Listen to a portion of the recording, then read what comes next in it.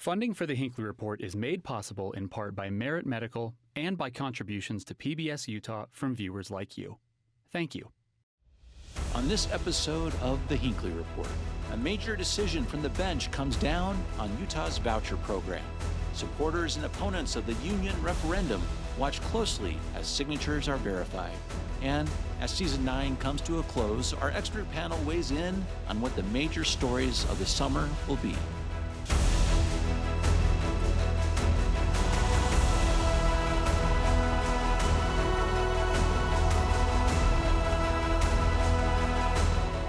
Good evening and welcome to the Hinckley Report. I'm Jason Perry, director of the Hinckley Institute of Politics. Covering the week, we have Jay Evenson, opinion editor with the Deseret News, Representative Jennifer Daley Provo, a Democrat from Salt Lake City and minority whip in the Utah House, and Senator Mike McKell, a Republican from Spanish Fork and majority assistant whip in the Utah Senate. Thank you for being with us, the season finale, and there's a lot going on today. We'll talk about what's happening in Utah now and maybe a little preview of what's coming for the summer. I want to start with a court case and start with you, Jay, if that's okay. This is the Utah Fits All Scholarship. We had a couple of sessions working on this particular bill. This is scholarship for students. The students are at home, money from the state. Let's talk about the history here just a little bit, because it doesn't just start with this scholarship program itself. Well, the supporters like to call it the Utah Fits All Scholarship, and that is the official name, but it really is a voucher program. And it's very similar in some ways to a program that the legislature passed in 2007. And if you go back that far and remember, and I was there covering it, the opponents of that bill formed a referendum. They circulated petitions and got this on the ballot. It was interesting to me because this was a very conservative program, and one that a lot of states were doing, a lot of conservative states were doing. Yet when it came to a vote of the people rejected it quite handily, I think over 60%. Yeah, it was 62 to 38%. Yeah.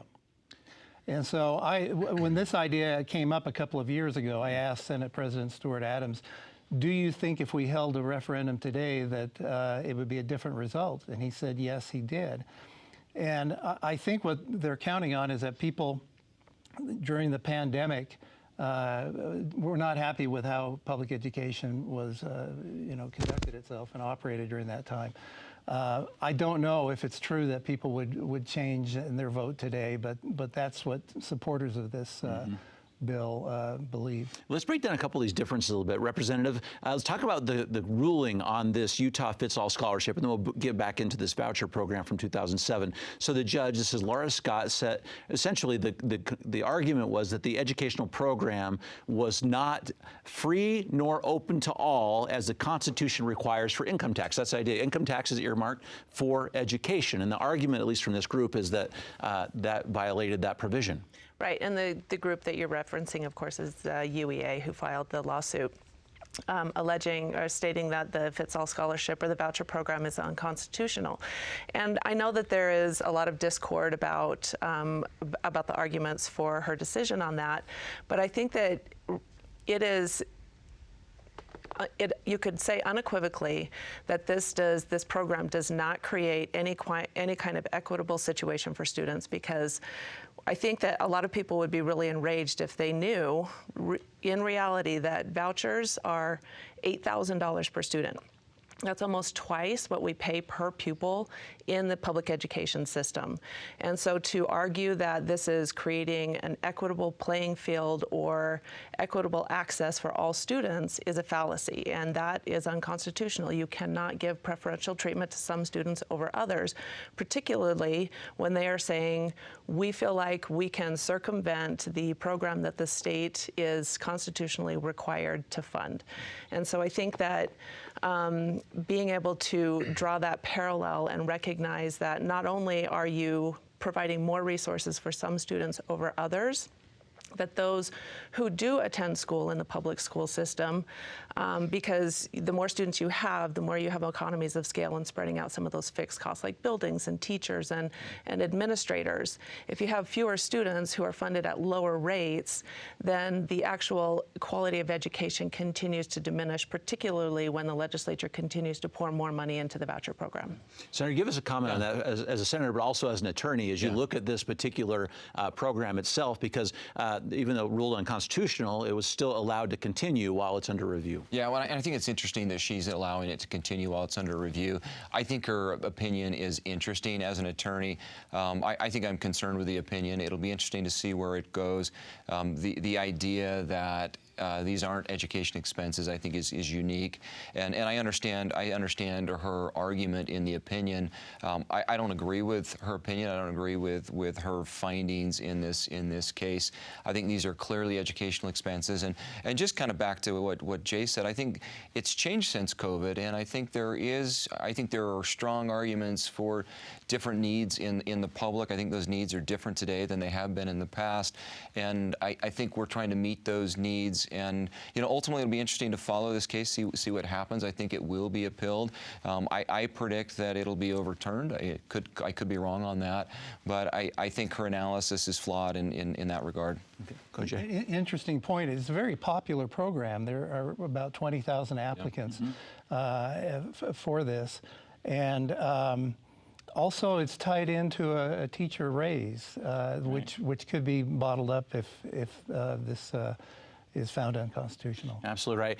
While it's working through the court system, just one more comment on this from the legislator's perspective. Please give us, because there is an opportunity for you all still to weigh in to address. What are you hearing about this? Let me just say on the teacher salary portion, it is interesting, Jay, that's tied into it. That's something that I think is out there on the surface, but I think we're going to take care of our teachers. I don't think there's risk that money is going to be bottled up. I think that's going to be a priority for the legislature as we meet. It was almost a $6,000 bonus in the past for those teachers, and I don't see anybody on Capitol Hill talking about taking that away or stripping that away. I think that'll be something. I don't want there to be fear with teachers. I think we'll protect that and make sure that salary increase stays. I think we wanted them to have that salary. It's important to us. It's a priority, and I don't think that's going to go away. I hope not. And just one senator's opinion. And I would echo that hope. Senator McKell is right that we certainly want to do everything we can to keep our teachers whole. It is really frustrating, though, that pay raise was tied to the voucher program to start with, and that was always kind of a poison pill for anybody that opposed the voucher program when the bill was first introduced a couple of 3 years ago. And so I hope that Senator McKell and all of my legislative colleagues in both chambers on both sides of the aisle can stay committed to making sure that our teachers deserve the pay that they are given. Every time we can increase teacher pay, that's definitely a good thing. But I remain a little skeptical about the motive because of the fact that teacher pay was tied to passing that bill to start with. There was no reason the two had to be tied together. Interesting that estimates say about 80% of the people who receive these scholarships are homeschooling. I'm not sure that was envisioned back in 2007 when we were first discussing vouchers. It was largely private schools. Yes, it was largely private schools, not homeschooling. Let's get into another piece of legislation that is in the news. Can we talk about unions for just a moment? The referendum is underway on the bill that was passed by the legislature. And Senator McKell, let's start with you for a moment. They needed over 140,000 signatures. They got a lot more. 8% of the registered voters in 15 to 29 Senate districts. And as of the airing of the show, there are enough signatures in 11 of the 29 Senate districts. Talk about that for just a moment, because what happens after these are verified is the interesting question. Yeah, and I'd say huge congratulations to the groups gathering signatures. I think they did an excellent job. I saw Signature Gatherer. I was at the racetrack in Ogden. I'm from Spanish Fork, and there was a young man there gathering signatures. He was respectful. He gathered signatures, and I think they need to be congratulated. I think they did a good job. The estimate I heard is the signature amount is actually even higher, closer to 340,000 signatures. I think they're going to be successful in the end, but the referendum process is in the Constitution. I think it's important to recognize that. I think it's important to recognize that is a check on on the legislature. And for me, looking at this issue, I think the starting point is they did a good job. It's not across the finish line. It will still go to the ballot. Because of their margins, I think it'll be difficult to pull it off of the ballot. I know there will be an effort to stop that actually being added to the ballot. I think it'll be difficult. I think they did the starting point is I think they did a good job. Representative Giz, your thoughts? Well, I'm really grateful to my friends and colleagues and, around the state who worked so hard. I personally gathered signatures for this referendum because I was very vocal about opposing the bill to start with. I am a union member and am very, very proud of the work that my union does on behalf of me as a teacher. I think that there has been a lot of heartburn about a lot of the barriers that have been implemented in order to get ballot initiatives passed or referendums passed. The thresholds have increased. Adding the number of Senate districts in which ballot initiatives had to be passed, and that was specifically to water down what was perceived to be Salt Lake County having over too much sway as far as population density and the number of signatures. And one of the challenges in gathering signatures were all these disclaimers that we had to give to people before they signed, and that was making clear that they could remove their signature from the ballot. And what that actually did was enabled me to have a conversation with people one-on-one and say, this is your right to have your name removed from the ballot, and you need to know that there's also a constitutional right for people to call you and try to convince you to remove your name from the ballot. And I think that in practice actually made people signing these signature packets more engaged, more informed about the process. And I know that there's a concerted effort underway to diminish the number of signatures by having people remove their names, but I think that it's not going to be successful because we have had such an intentional conversation, and people are very passionate. People who signed were knowledgeable, informed, and passionate about this. And I'm just going to weigh in and just kind of agree with the representative. I think the margin is huge. I think it was bigger. I think it was bigger than a lot of people expected. I think it'll be difficult to pull it off the ballot because the margin was so good. And I hope the legislature's paying attention. I know I am. I think my colleagues are. I think there's stakeholders that we do need to work with, and we do need to address this issue. I'm somebody who voted for that policy. I think the policy was right, but I also recognize the Constitution has a right to referendum and to follow this process. And there are a lot of folks that disagree with the policy that I voted for. So I think we need to be aware of that and make sure that we're working with our stakeholders on this issue. Mm-hmm. It will be interesting to see if it actually does end up on the ballot, because we had a referendum on the tax bill several years ago, and the legislature came in and repealed that law before it went on the ballot, because that does affect how things turn out in an election, and that's something we need to stay present to.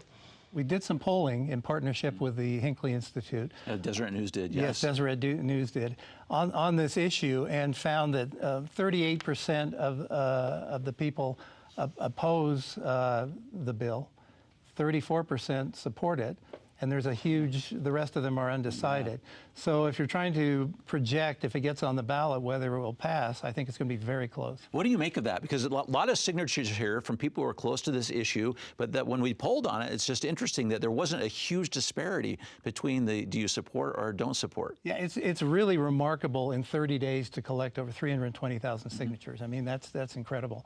So I think the elevator pitch, the short message, is a really good one, an easy one for people to understand. Do you think public employees should be allowed to collectively bargain the same way that private employees do?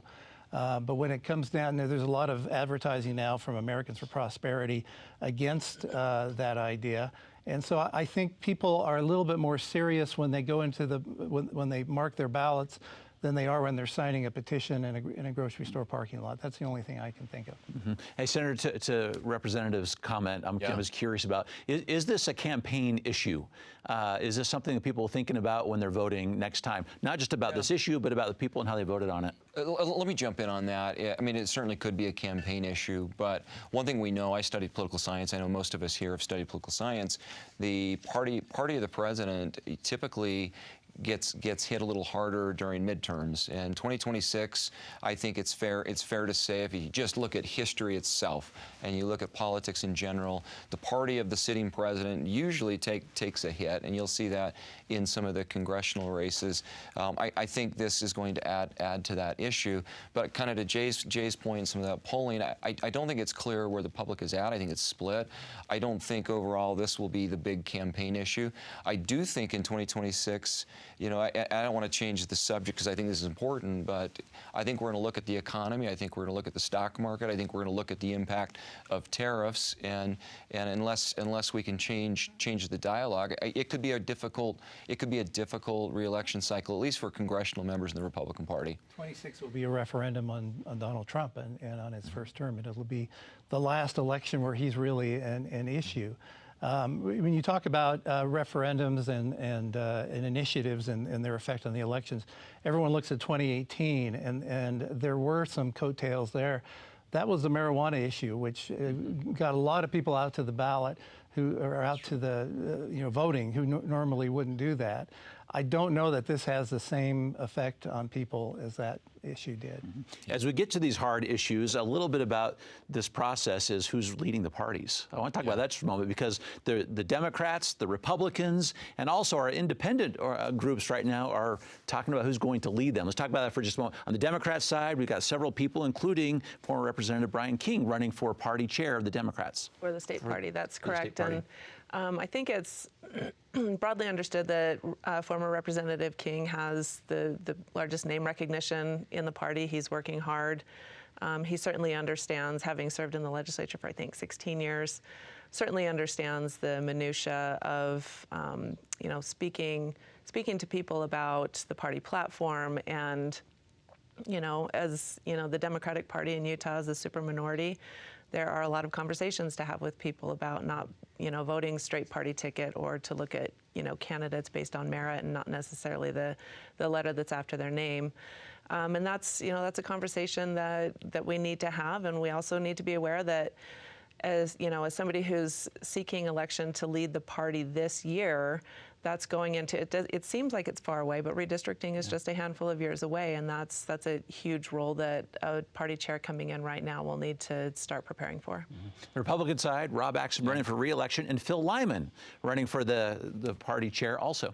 Yeah, and I think it's an interesting race, and I think it's going to be a close race.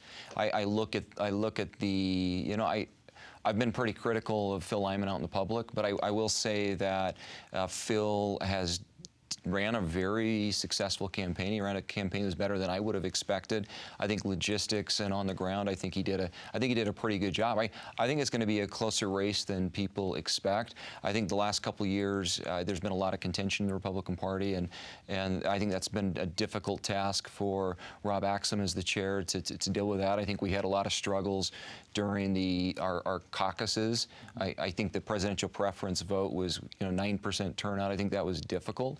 And ultimately, I don't know where it's going to break out. If I had to handicap it today, a lot of these delegates are the same. These are the same delegates that voted for Phil Lyman, 68% in the convention. And if I'm just looking at the numbers and the support that Phil Lyman received in the convention, I think it's going to be a tough race for Rob Axsom to overcome. I think there's a lot of support for Phil out there, and you've got a race for kind of the party. I look at somebody like Phil. I think he's going to.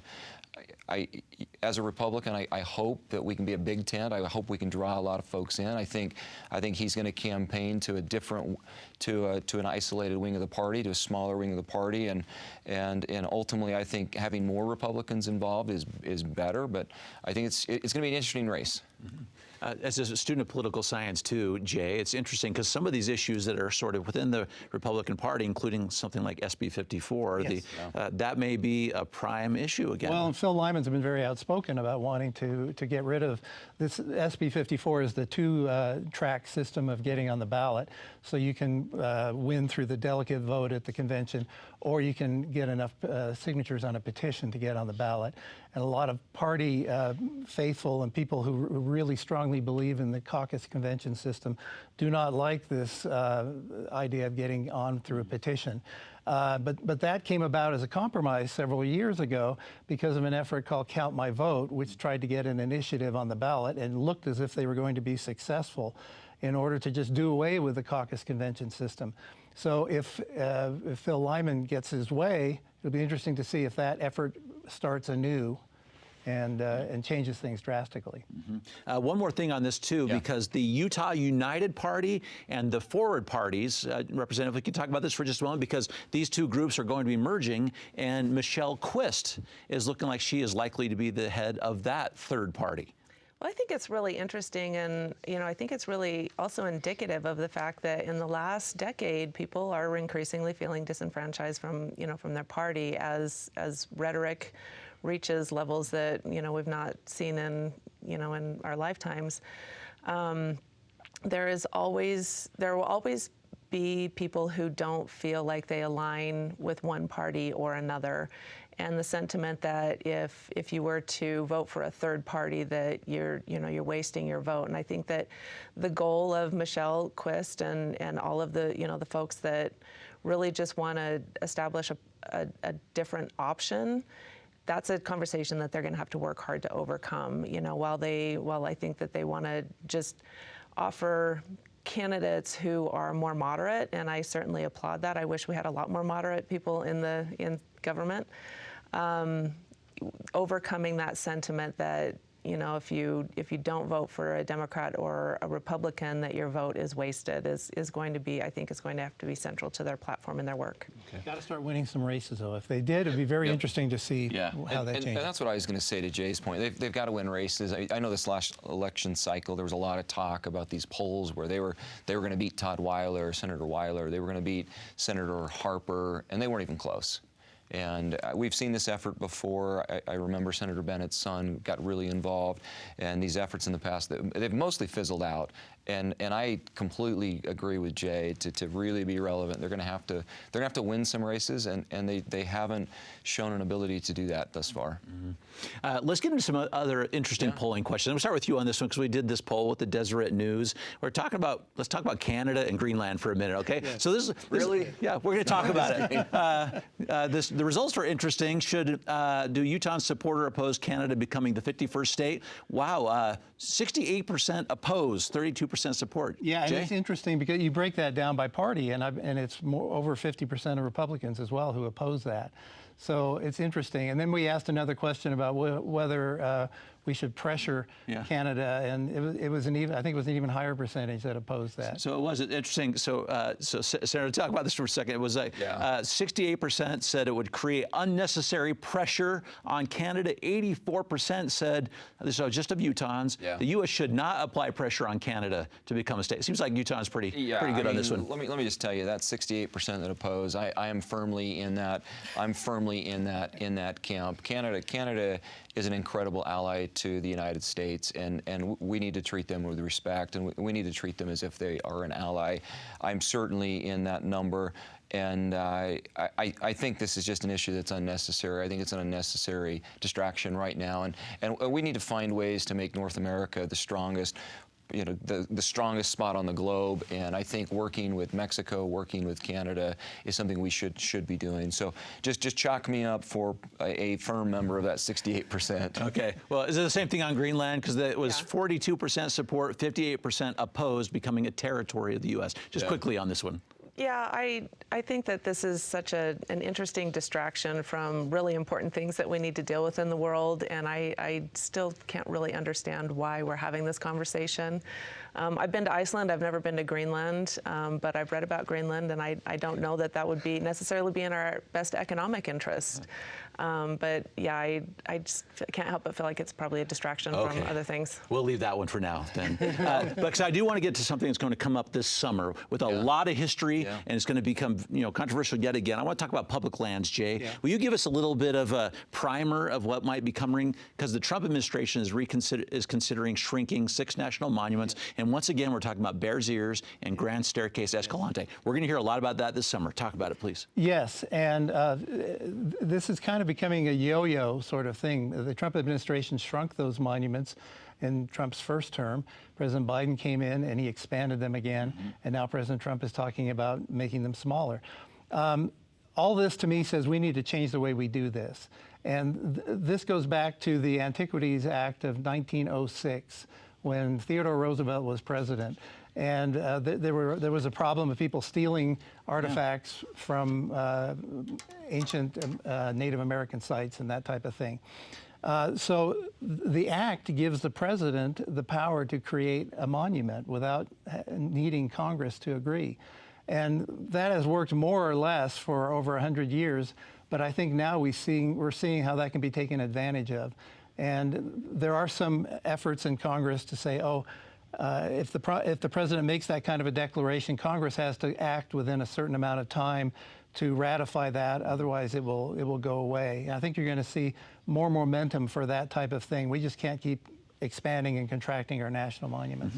Senator, talk about what that means as it expands and contracts. There's economic interest, there's the state interest, and our legislature has weighed in on this in the past. And we need consistency as a state. And I liked the fact that Jay talked about it going back to 1906, the Antiquities Act.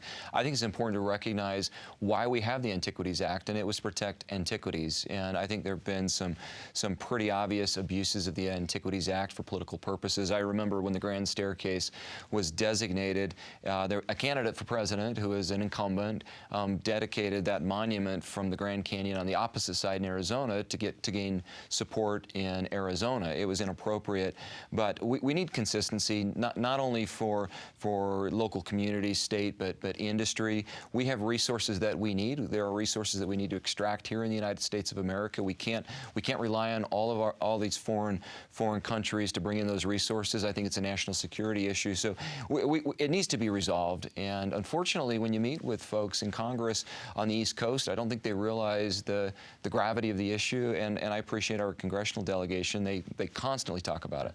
I'm so sad that this is going to have to be the last comment. It goes too quickly, I know. Thank you for your insights. And thank you for watching The Hinckley Report. This show is also available as a podcast. Thank you for being with us. We'll see you next season. Funding for the Hinckley Report is made possible in part by Merit Medical and by contributions to PBS Utah from viewers like you. Thank you.